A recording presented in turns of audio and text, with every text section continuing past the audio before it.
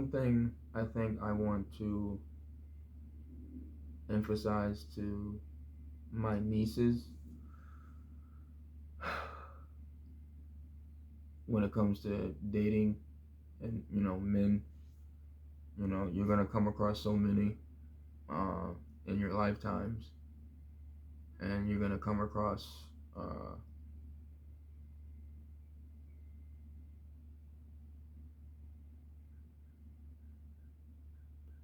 uh, I want to choose my wording correctly. Um, you're gonna come across a lot of horny men, and unfortunately, we're living in an era where technology and the internet is taking over and sexualizing everything. And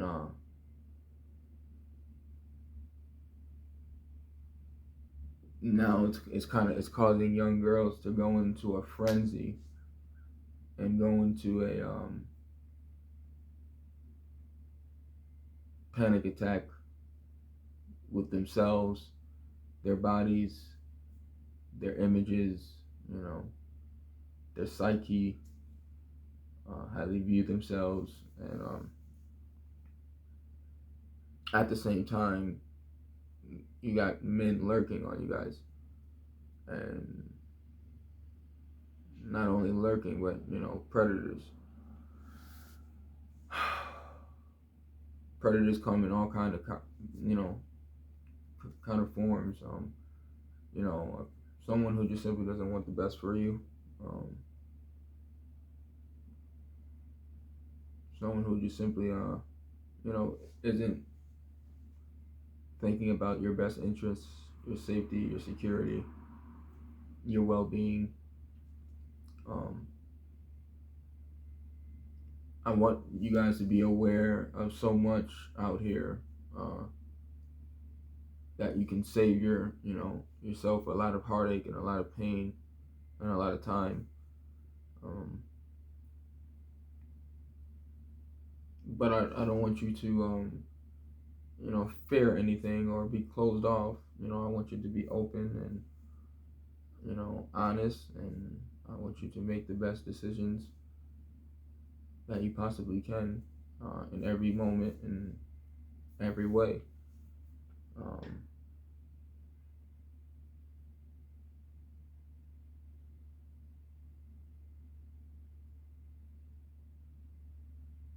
you can always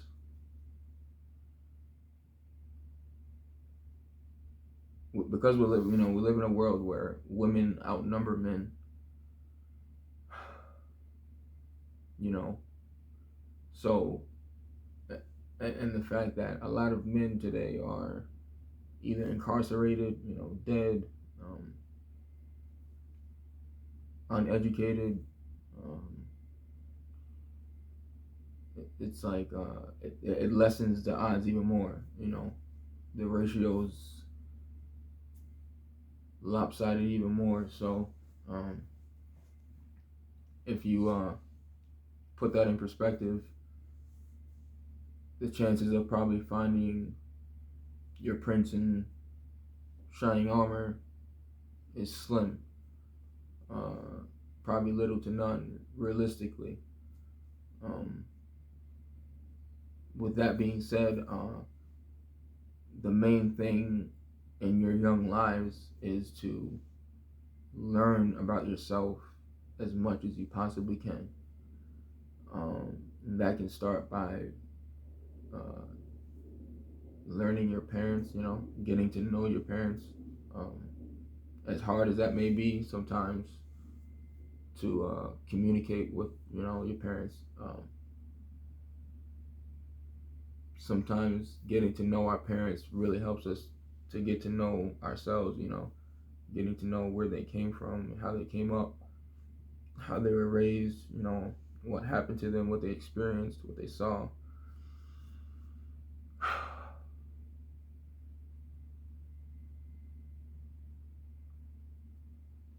Get to know yourself, Be patient with yourself. Don't compare yourself.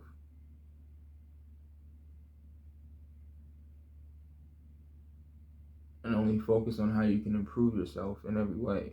And that's health wise, physical, mental. Um, that also goes for who you hang out with, your friends, who you choose to associate with. Um,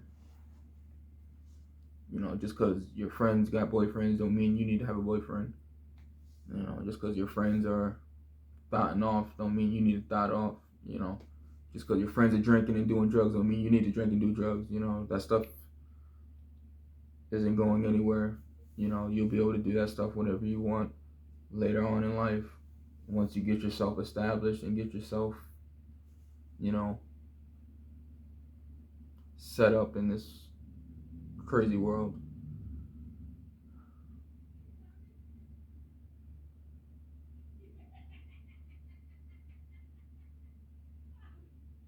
Um, so yeah, I mean, don't feel like you have to rush and jump into something. Don't be confused with love and attention, and sex. You know, uh, just because a man is showing you attention and giving you sex and giving you money, or that doesn't mean he loves you, and that doesn't mean that he's thinking futuristically with you.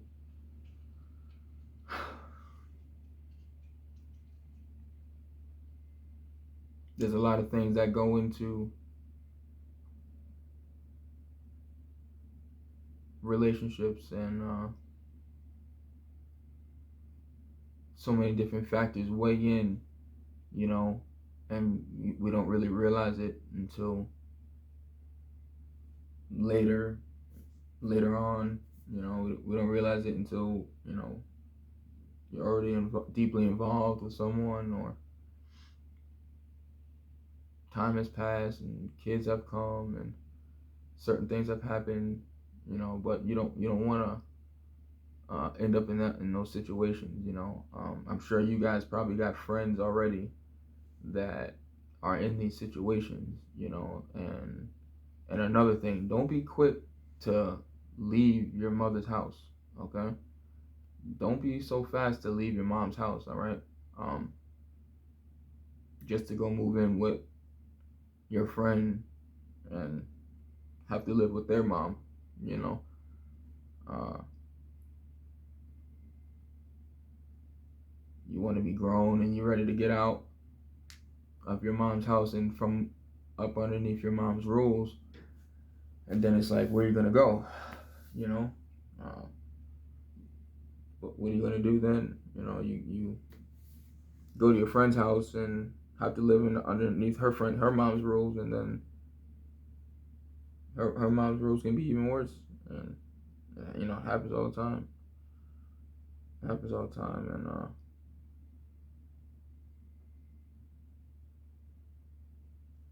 we can't really now you may not understand, why your mom or your parents do or say the things they do or say to direct you or to guide you, but one day it will make sense. One day it will click. Um,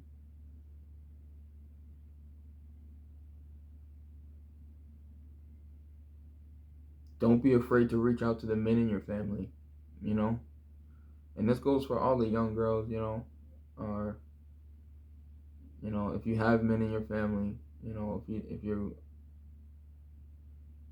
don't really have a father figure, or you don't have a brother, or uncle, you know but don't be afraid to reach out and ask for help, or ask for advice. um,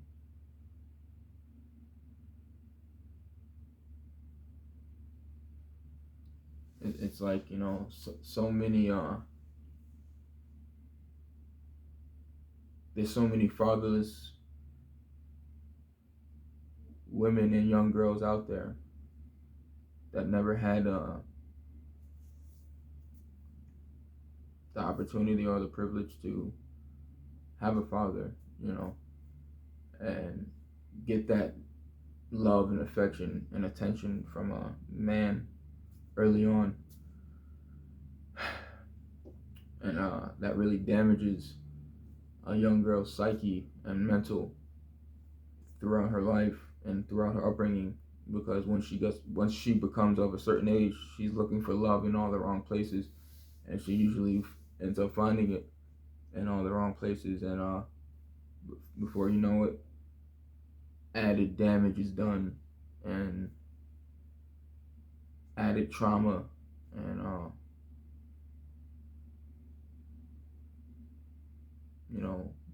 more abuse is just compounded and added on to everything that was already deprived of her from her and of her, and already just from her upbringing and everything else. Yeah, it's like mom's boyfriends, uh,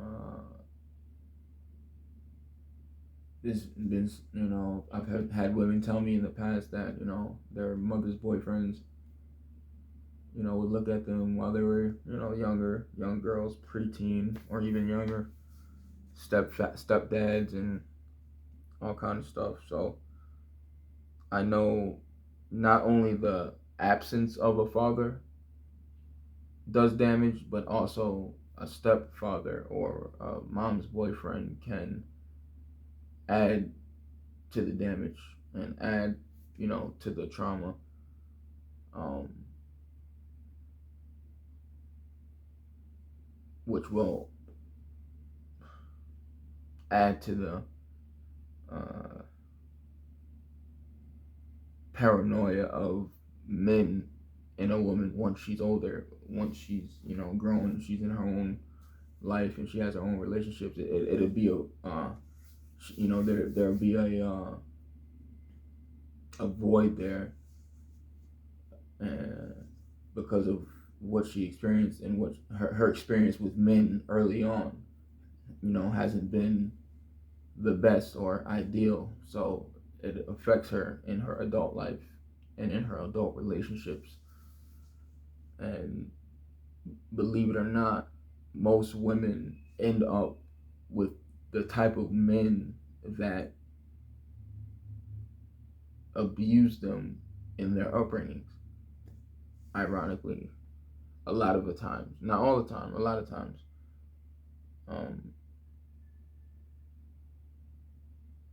Sometimes a lot of women end up with men that remind them of their fathers, because that's what they know, that's what they're used to, that's the kind of treatment and love and attention they got. So that's what they end up with, that's what they look for. And subconsciously, like, it's not even something that they're intentionally doing, it's just something that happens because that's what you're just used to seeing when it comes to a man, because you haven't seen anything else, you haven't been exposed to anything else. It's hard to accept. That's what Tyler Perry puts that in a lot of his movies. Sometimes you'll see an overly nice man or overly nice guy or a good guy trying to love a woman who's been hurt or damaged or traumatized, and it's hard, and she doesn't know how to accept his love or accept his way or his treatment for her. But it's just of all the damage that's been done and all the harm that was caused by men to her in her life prior. So I figure if I can kind of help my nieces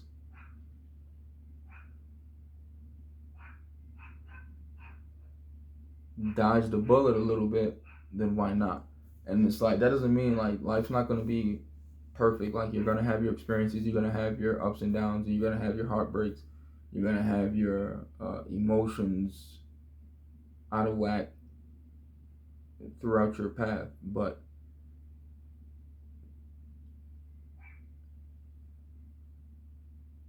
I think you can narrow it down a little bit if you learn yourself. I think my oldest sister. I think my oldest sister is a good example of that. As I'm trying to explain it to y'all, it kind of clicked in my mind. Like, my oldest sister, she now that I think about it, she became so comfortable with herself and being with herself and being, you know, being able to do everything by herself and learning herself and healing in the process and rehabilitating herself in the process, that now she's in a point in her life now. It's like she can't, it's like you can't choose wrong now, you know. It's like you're in a position now where it's like you done learned, you done figured so much out about yourself that you already know what works for you, what is for you, and what simply is not, you know. What you're going to be able to tolerate, what you're going to be able to handle, what you're going to be able to do, and what you just simply can't. And you don't get to a point like that in your life until you figure yourself out, until you learn more about yourself, and until you learn, what really matters. And being in tune with God ultimately is what is going to be your guide and your comfort and your solution, your answer, your blueprint. I don't know how else to say it.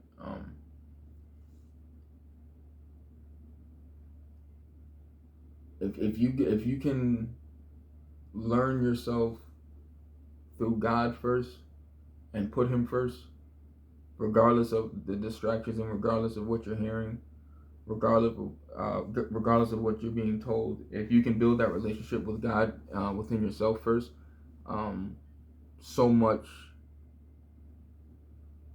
can get explained and understood about yourself more than you think, more than you know. And that only happens with through trial and error, and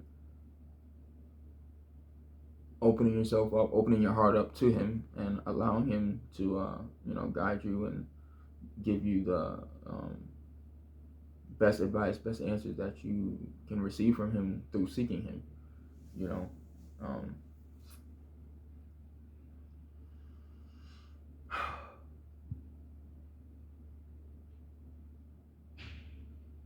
There's so much damage that's already been done out here, especially within the Black communities, because of what we've come from and what we've gone through here as humans in this country. There's already so much damage and hurt that's been done just from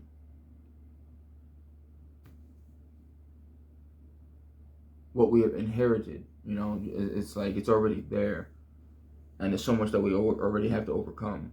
So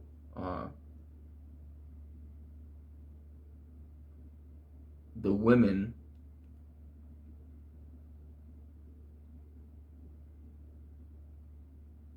have the Black women and the Black communities have a real chance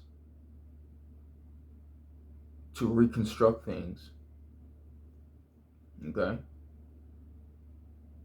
So I figure if I can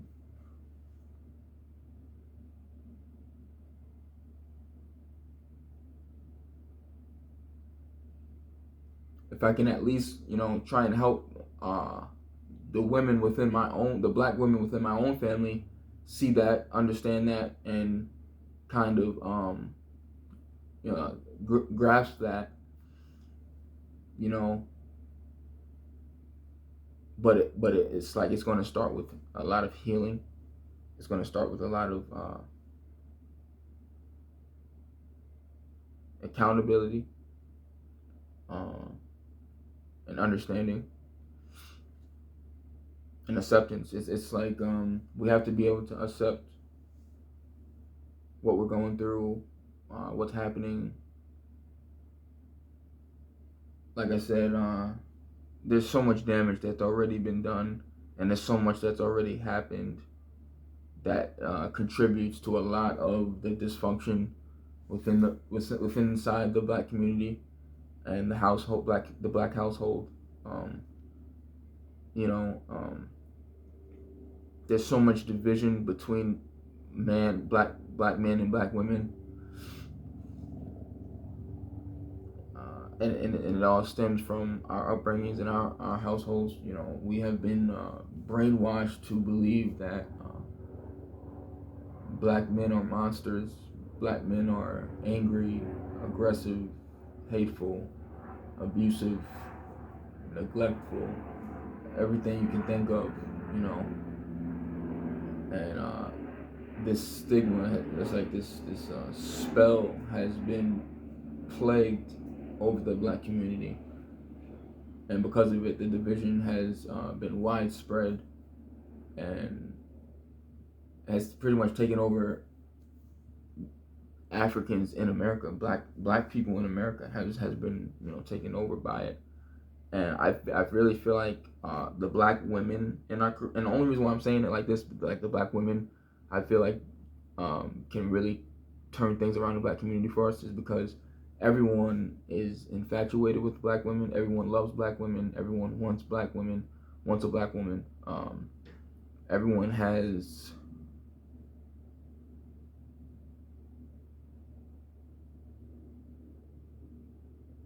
it's like everyone has a need for a black woman, you know, in a way. And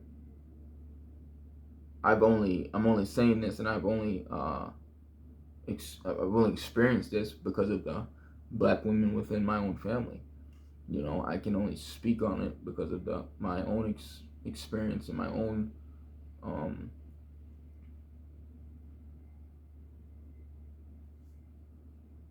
you know, firsthand insight of how much and how impactful and how influential black women are within our communities.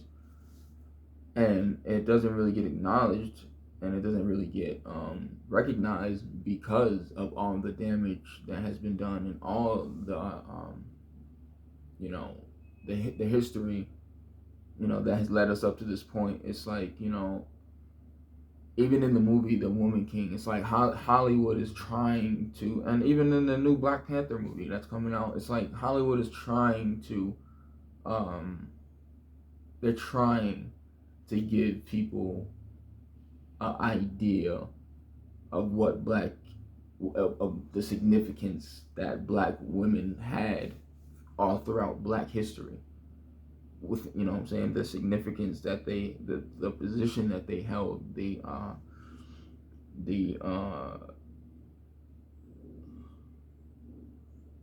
titles, the power, like I said, the impact, the influence.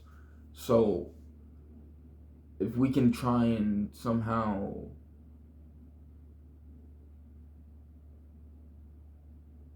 because now even the black art, the women artists in the rap industry, in the music industry, it's like they're so talented and they're brilliant and they're, oh my goodness,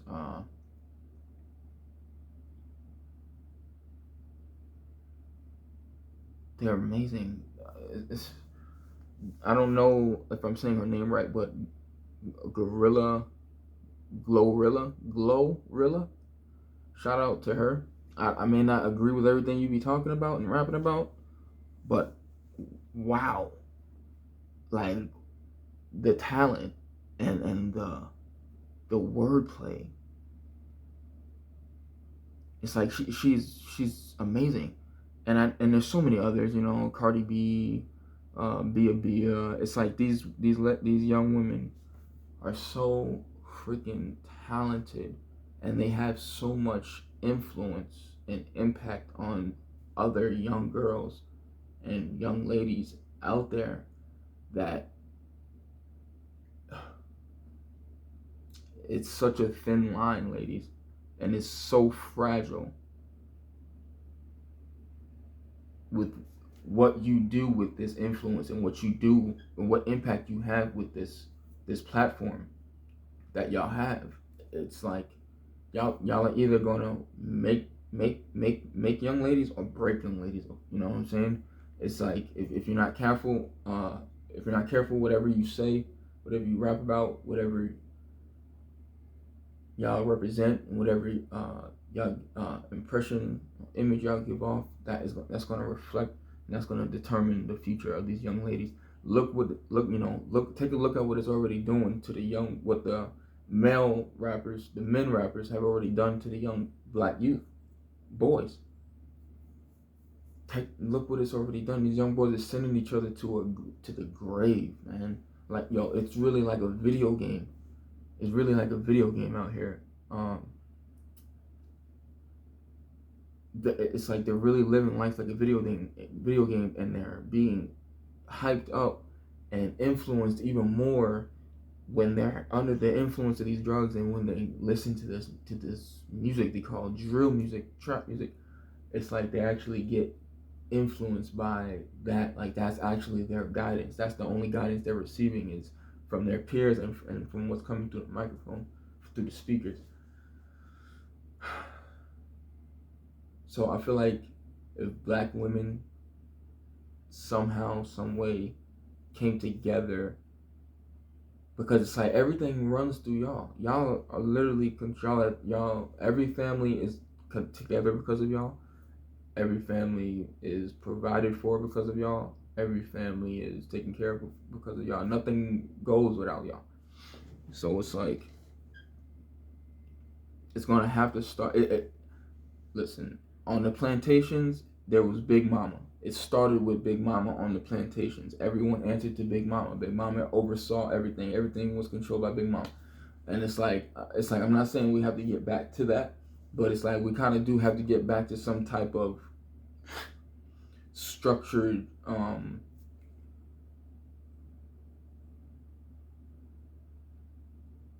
some type of structured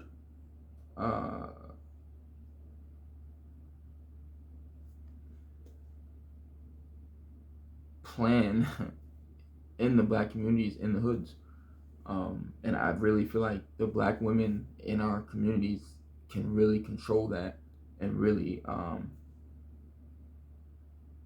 of course, with the help and with the support of the black men. But like I said, it's not too many of us that are trying to stand for that cause, or make a difference in that area. So, and being, like I said earlier, like being the fact that y'all outnumber us so much, it's really going to be up to the women to take control and determine the future and existence of black people in America, especially. But I say all that to say to my nieces, I didn't mean to ramble on, but I do want you guys to understand the significance of the role you play in the black community as a young black woman. And I don't want you to be confused, misconstrued, or in the dark about anything, especially when it comes to dating and men, because I know you're young and you're going through your changes and you're going through your emotions and your feelings, and I don't want you to act through your emotions. I want you to make the best decisions possible, and I want you to manage yourself and everything about yourself as best as you can, and in every way that you can. And this message is to my future daughters as well. You know, um, I do want to have, uh, you know, daughters one day, and I want them to, and you know, I want them to understand and to know what position they are in this life and in this world. You know, being black, and I'm thankful that I had parents teach me about what it meant to be black in this world, and how you are viewed and how you are perceived, and what you represent and where you come from and how you got here. I'm thankful to have had parents educate me and inform me and implement that into me early on. So I'm able to pass it down to you guys and give it to you guys. So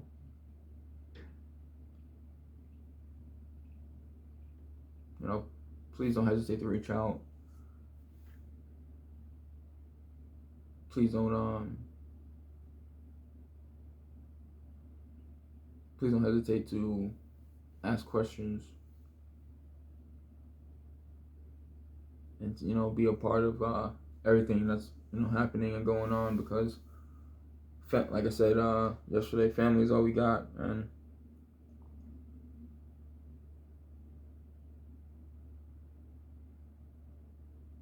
times like these, with all this craziness going on, it's like you don't know what's going to happen from one day to the next. It's like, God forbid, it's like, what happened to Ukraine can happen anywhere, any given day, God forbid. And before that happens, it's like I want my family and my loved ones to know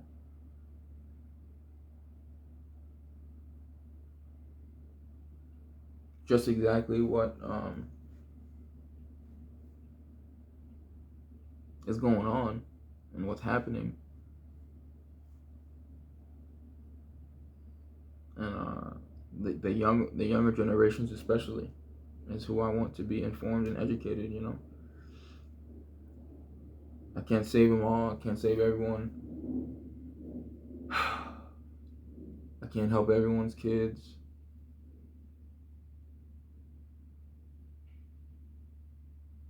I wish I could save them all, but if I can at least inform the ones within my own family first, and each one can teach one. But I know it is getting bad out here, and I do hope and pray for better days, and I hope and pray for better days for everyone, and hope and pray that everyone continues to thrive and progress and just get better.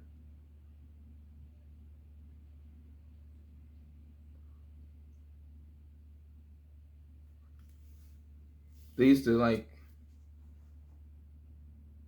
crew members on those slave ships. They would like rape little girls.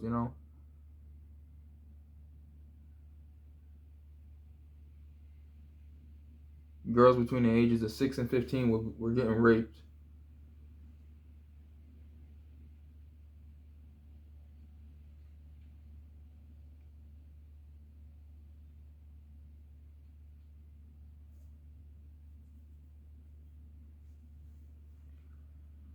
Some of them were even getting pregnant.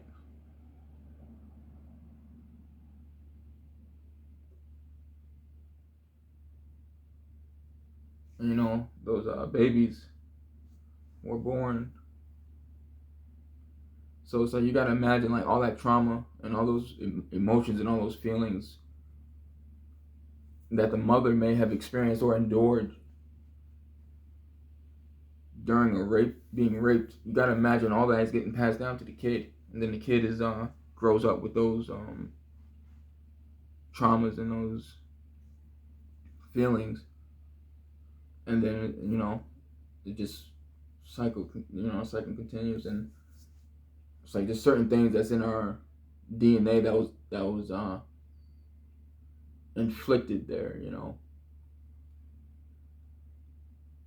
and there was so much happening to women and men But there was so much happening to the women throughout every part of the process of slavery, from kidnapping to the Middle Passage to arrival in the Caribbean, South America, and North America. There was so much happening to the women in each stage, you know.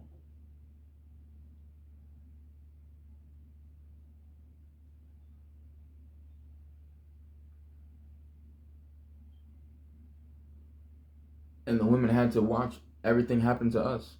Everything that happened to us, the women had to watch happen.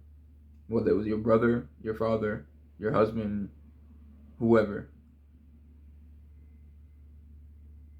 They always had to endure and watch and then take care of us afterwards if we were still alive.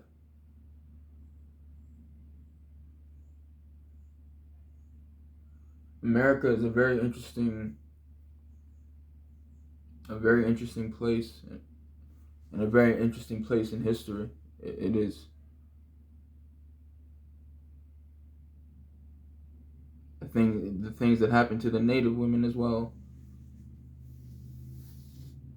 is inhumane.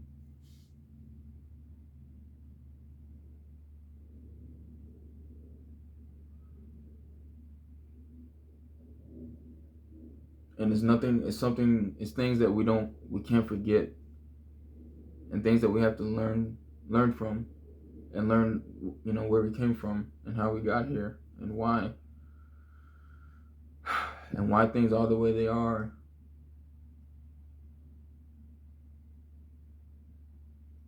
And there's so much history, and so many disgusting things that have happened in our history to us as victims in every way. It's been just the Middle Passage alone is so catastrophic. It's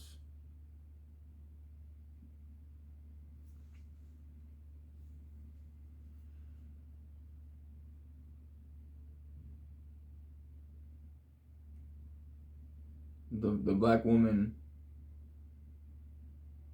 has been a huge pillar for the black race.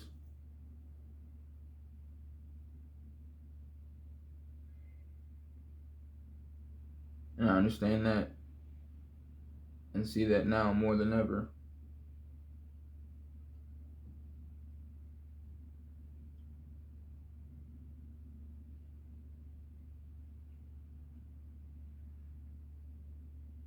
Every time I look at my niece and my sister, I understand that more and more. And you couldn't imagine having to hold your baby on your back while you're in the cotton fields picking cotton under a blistering hot sun. You couldn't imagine it.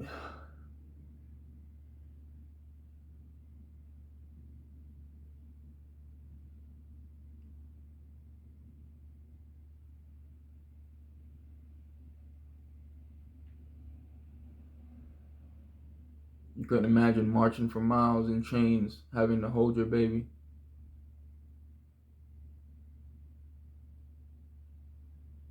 Chains, man. You couldn't imagine being kidnapped with your baby. Imagine how traumatizing that is. Being kidnapped with your baby. Having to ride on the bottom of a ship, chained to someone else, packed like sardines, in someone else's vomit and blood and urine and body fluids, with your baby, crying, miserable, hungry, thirsty,